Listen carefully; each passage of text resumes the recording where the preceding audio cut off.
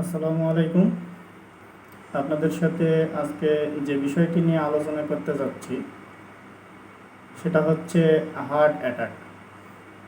বর্তমান বিশ্বে heart attack একটি মারাত্মক আকার ধারণ করেছে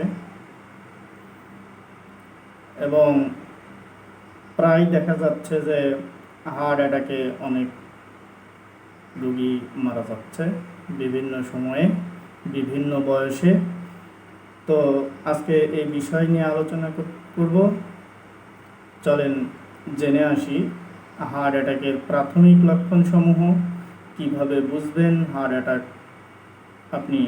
আপনার হার্ট অ্যাটাক হয়েছে, আপনার করণীয় কি, প্রাথমিকভাবে আপনি কি করলে এটা থেকে মুক্তি পেতে পারেন, এই বিষয় নিয়ে আপনাদের সাথে আলোচনা করব। তো চলুন জেনে আসি ধাপে ধাপে একটি একটি করে এই বিষয়গুলো আপনাদের সামনে আমি তুলে ধরার চেষ্টা করব। আপনি কি জানেন একজন সুস্থ মানুষেরও হার্ট অ্যাটাক হতে পারে যে কোনো বয়সে? বিশ্ব স্বাস্থ্য সংস্থার মতে বছরে প্রায় 1,79,00,000 মানুষ হার্ট অ্যাটাকে মারা যায়। হার্ট অ্যাটাক বুঝবেন কিভাবে? হার্ট অ্যাটাক হলে শরীরের কিছু উপসর্গ দেখা যায়, সাধারণত বুকের ব্যথা বা অস্বস্তি, যা কয়েক মিনিটের বেশি স্থায়ী হতে পারে অথবা বারবার হতে পারে, অথবা ব্যথা বুক থেকে চোয়াল, ঘাড়, বাহু, কাঁধ বা পিঠে ছড়িয়ে পড়তে পারে। এটি হার্ট অ্যাটাকের একটি প্রধান লক্ষণ। এছাড়াও দুর্বল বোধ করা, বমি বমি ভাব, মাথা ঘোরা, ঘাম দেওয়া, এগুলো হার্ট অ্যাটাকের অন্যান্য লক্ষণ হতে পারে। প্রাথমিকভাবে হার্ট অ্যাটাকের কিছু সাধারণ লক্ষণ বোঝা যায়। বুকে ব্যথা বা অস্বস্তি, এটি হার্ট অ্যাটাকের সবচেয়ে সাধারণ লক্ষণ। বুকে চাপ দিয়ে ধরা, ব্যথা করা বা ভারী বোধ হতে পারে। ব্যথা কয়েক মিনিটের বেশি স্থায়ী হতে পারে অথবা বারবার হতে পারে।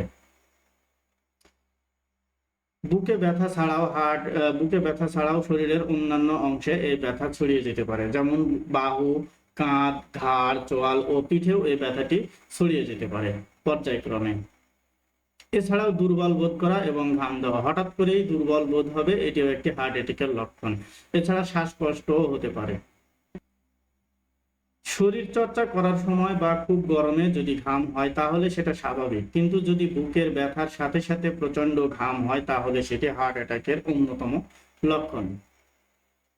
হার্ট অ্যাটাক যদি হয়েই যায় তাহলে আপনি আসলে কি করবেন? উপসর্গ বুঝে দ্রুত পদক্ষেপ নিলে হার্ট অ্যাটাকের বড় ক্ষতি এড়ানো যায়।